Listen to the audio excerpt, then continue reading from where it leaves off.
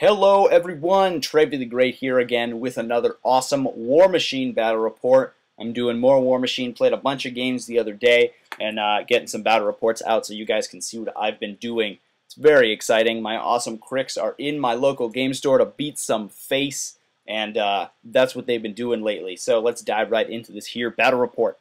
This is against a Retribution, Garryth list. There's where the TH came from.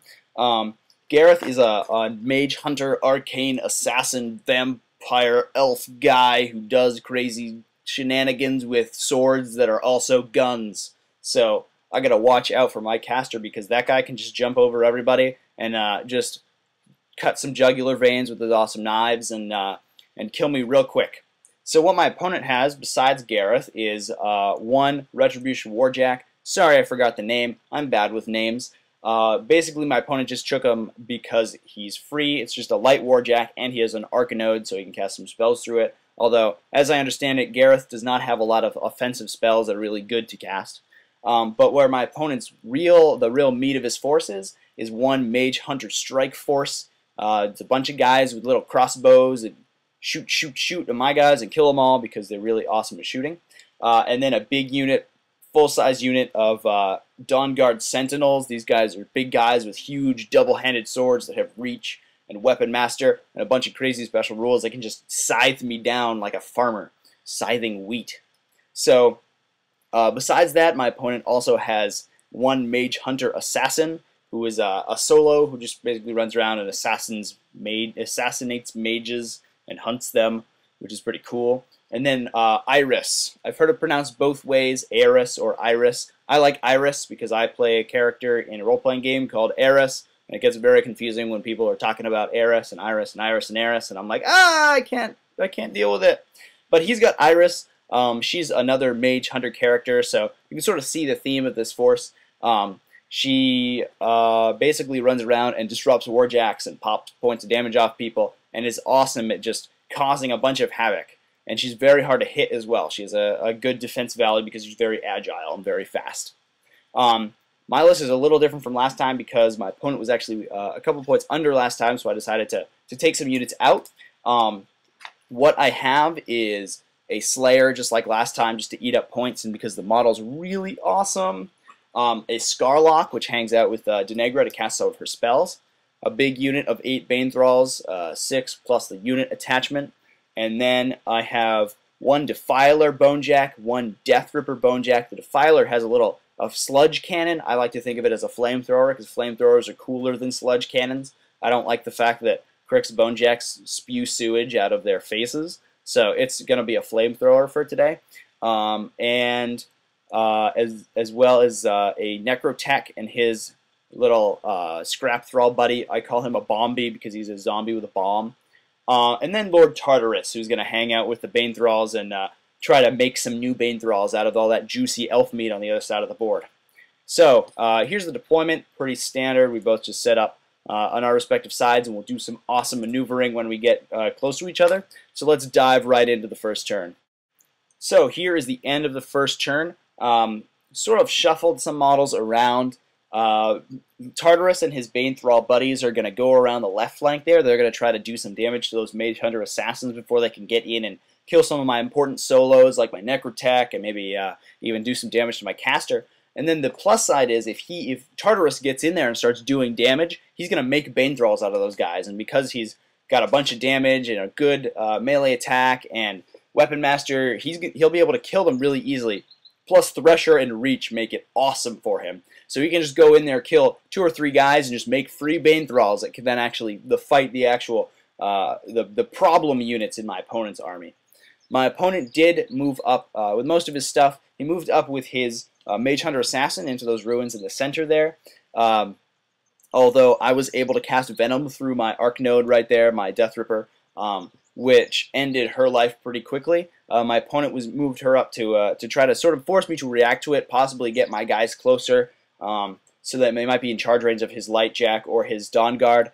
But unfortunately, I was able to just spell her out real quick and get her off of the board so she couldn't do any more annoyance to me. Other than that, you can see some of my units moving around the right flank to try to get some sneaky back hits over there, like my bomb bee, my scrap thrall. He's going to move up and just try to force my opponent to deal with him. He is free, so even if he explodes and only does 1 damage to the enemy, he'll have more than paid for himself. And then I have off the screen a Defiler who's going to move up. He's sort of hanging back right now because I actually forgot to move him on the first turn like a dope. And he's going to move up and try to do some damage to those Dawnguard Sentinels because those guys hit like a ton of bricks, but if they're on fire, they'll hit like a ton of bricks that's on fire. And that's somehow better for me. So let's see how we go turn 2. Okay, here is the end of turn 2. Before I get started in this turn, I'm going to say that I did make a couple mistakes at this turn, and I think you guys will find that that will be a theme of this particular battle report. I mean, it started off with me totally forgetting about my Defiler, even though I had even allocated focus to it and everything. I just totally forgot to move it because it was out in the corner there, and now I'm making some strategic mistakes in this turn, so pretty bad show for me. So we'll see if I can pull it out at the end with all the derping and herping and derping I've been doing all game. So here's what my opponent did. He basically just moved up his stuff. He moved up that Warjack just because it really didn't have any bearing on the game. Even though it was an Arc Node, he didn't really have any spells to cast through it. So he moved it up, just to try to do some damage. I think he might have killed a Bane Thrall. And then I just swamped it with a couple of Bane Thralls and killed it. So there's a record marker right now. And my guys are ghostly, so they're just moving right through it because I don't even care. Now here's part of the mistake that I made on this turn is I moved up that Death Ripper in the center there, and I cast Venom through it again. Now I ended up killing 1 Dawnguard, even though I hit 3. The Dawnguard have a high armor, high defense, so they're hard to take down, especially with only focus 7 magic spells. Now the problem with that is the Dawnguard have Vengeance and they have Mirage cast on them, so they have Apparition, which means in the beginning of my opponent's turn they're going to be able to move 5 inches, and then if they get into contact with me, make a melee attack, and then charge afterwards, so that will actually bring them really close to my troops, which is something I totally forgot about, and only killing 1 Sentinel is not really going to make up for the amount of distance that I'm giving these guys to move. So unfortunately that was a bad strategy.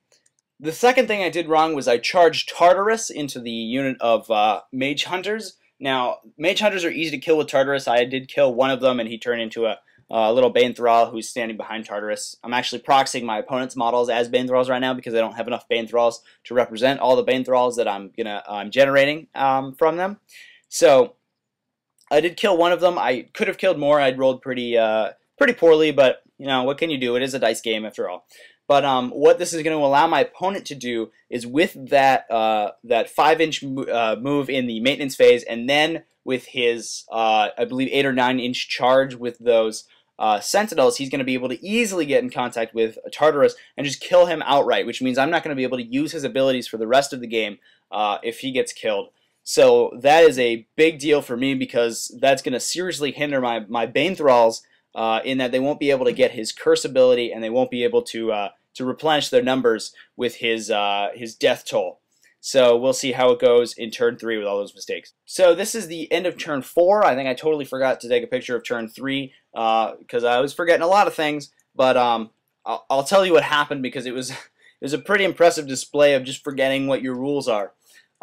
What I did, what I was so excited about, was I was going to move my Defiler, who you can see in the right-hand corner there. I was going to move him up and get a nice shot with that sludge cannon off on an enormous group of Dawnguard Sentinels that were all clumped together so they could get that shield wall bonus. You can see it in the last picture if you go back. They were all clumped together in these little units of 3. I could have hit 9 or 10 of them with a single spray 8, which would have been awesome. Now, unfortunately, they are very high defense. They are very high armor, and I do have ways of shutting that down, and I didn't use them. I knew I was planning to use them, but I was so excited to use this Defiler that I moved it up before I had a chance. So what I did was I fired the Defiler, I rolled below average, I ended up doing absolutely nothing to any of the Sentinels, and then I realized that what I was going to do in the first place was I was going to pop my feet with Deneghra, which would have given all of those models -2 armor and -2 defense, which would have allowed me to hit them. And then I was going to cast Crippling Grasp on them, which would have reduced their armor by another 2. So that was really stupid. I had legitimately a chance of probably killing 4 or 5 models there, which would have been totally worth the vengeance movement and everything that my opponent would have gotten. But I totally forgot, totally went right over my head. I was so excited to shoot my little flamethrower that it just did not go through my head at all. So my opponent did get a lot of that movement off. He did kill Tartarus with one of his Dawnguard Sentinels, and he moved up and was able to do some serious damage to my Bane Thralls, killed a bunch of my Bane Thralls, who then countercharged, and as you can see now, they're just locked in this vicious line battle between the Bane Thralls and the Sentinels. The Defiler's taken some damage from some Sentinels that have charged him, and the Slayer's moved up just to sort of finish what Tartarus started. He's just basically killing those Mage Hunters one at a time, because I don't really have the focus to allocate to him because I'm trying to cast so many offensive spells and upkeep so many spells at the same time. So that's how it's going so far, and we'll see what happens at the end of turn 5. I have made a lot of mistakes, so I could have been doing a lot better right now, but it is looking pretty grim for the Retribution at this point. They have lost a lot of their models, as well as their 1 Warjack, and some of their solos, actually all of their solos. So it's really down to just the Mage Hunters and just the Dawnguard Sentinels to hold my units off. So let's see if they can do it. So here's the end of turn 5. As you can see, most of my opponent's Dawnguard Sentinels have been annihilated. A lot of my troops are down, but more of his troops are. He's down to just his Mage Hunters, his 1 officer from the Dawnguard who I just wasn't able to kill, and Garryth himself. And I've only lost a couple Bane Thralls as well as Tartarus, and he's put some damage on the Defiler at this point. So it's looking pretty good for me, although Garryth is an assassin character, so he can move in with all of that focus and try to get the assassination run on me in the late game. Although I have enough troops to pretty much block him from being able to do that with just a line of Bane Thralls. And that's actually what they're doing now. After they killed the Dawnguard, they just sort of formed up this defensive line, so he couldn't run past me. He couldn't really get around me to try to get closer to my caster. So his units are trying to go over the far edge of that building up on the left and try to get out of range of my Slayer and out of the range of my Bane Thralls, who can do some serious damage if they do get into contact. I did try to do some damage with that 1 Defiler who was sitting up there on the right-hand corner. He wasn't able to do anything. My opponent did shoot at my Scrap Thrall with Garryth and killed him pretty easily. But the best part is that when the Scrap Thrall dies, it actually explodes and does a Power 8 4-inch AOE that's centered on the model, and it ended up killing 2 of my opponent's Dawnguard. Well, it didn't do any damage to me. I was just out of its range. So that was a pretty funny occurrence and just a funny thing that happened in the game, because the Scrap Thralls are normally pretty useless normally. And you can see the Necrotech in the bottom there trying to make more Scrap Thralls just for Haas out of that wreck, but unfortunately I failed my skill check. I wasn't able to do that. So my opponent trying to outmaneuver me around that building. Let's see how we go last turn of the game. Now, I just realized I said it was going to be the last turn of the game. This is not the last turn of the game. This is an image of the second to last turn of the game, but it's the last image I took. I thought I took a picture of the last turn, but I totally forgot. I guess I was so ecstatic about killing so many of the enemy models that I didn't really realize. But this is going to be the last picture of the game. As you can see, Garryth has moved around that building with what used to be his troops. The Slayer followed them, was able to kill the rest of the Mage Hunter assassins, and the Dawnguard Sentinel ended up getting killed by one of my models. I don't remember what killed him exactly, but he's dead as well. So it's just down to Garryth at this point. And he got charged by one of those Bane Thralls, didn't take any damage because Garryth is so hard to hit. He's got so much defense, so much armor from all of that focus he's camping on. So what my opponent actually does try to do in the last turn is get that assassination run off and onto Deneghra. However, what I've done is to stop this from happening is I moved her up against this wall in this sort of the center up just a little bit over to the right there. She's in the middle of that enormous unit of Bane Thralls. And they're all in base contact with her, and she's in base contact with the wall. It's sort of hard to see because the models are so they protrude from the base a little bit, but they are arranged so that line of sight cannot be drawn to Deneghra. And what Garryth tries to do is move through those Bane Thralls that are sort of out trying to engage him. And because he has parry, he doesn't get hit by free strikes, so he's able to move up right outside of that little formation there. And what he does is try to cast Gallows on the Bane Thrall leader, who's out there in the bottom of that little cluster, and Gallows is a spell that does a power, I believe, 13 hit, but it also draws the enemy directly towards you. So Garryth tried to cast Gallows. He failed to hit his first time, so that just used up some of his focus. He did hit the second time, ended up just killing the officer outright. But because he had used all 6 focus to try to cast Gallows those 2 times, he didn't really have enough to boost any of his attack rolls.